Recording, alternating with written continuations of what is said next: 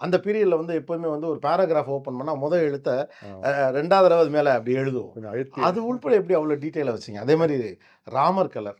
ம். முதல் முறையா அவ சேலை கட்டப்ப ராமர் கலரு. ஆமா. கல்யாணத்தப்ப நான் வந்தேன் ஜானு வாடாமல்லி கலரு. வாடாமல்லி அப்படின்னு ஒவ்வொன்னா இந்த கலர் எல்லாமே அப்படியே ஊர் கலர். ஆமா. அதெல்லாம் அந்த ஃப்ளோல உங்களுக்கு வந்தது தானா? ஆமா. இல்ல இதெல்லாம் நம்ம சொல்லணும். இந்த ஜெனரேஷன் அது என்ன ராமர் கலர் அப்படின்னு கேட்கணும் அப்படிங்கிற ஒரு ஒரு ஒரு உத்வேகம், ஒரு கிளர்ச்சியா அது? தஞ்சாவூர் பொறுத்தவரைக்குமே அது நீங்க சொன்ன மாரி தான்.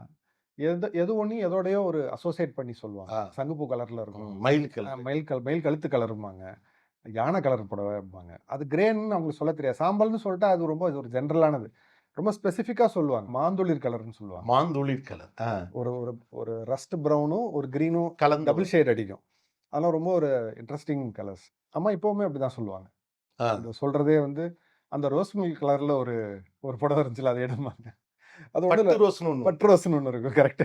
நீயானால கூட புடவை பற்றி ஒரு நிகழ்ச்சி பண்ணப்ப இந்த கலர்ஸ்லாம் பத்தி பேசணும். அ. அப்ப தமிழ் நிறங்கள்னு என்னென்னன்னு கேட்டோம். அவ்ளோ பெயர்கள்லாம் சொன்னாங்க.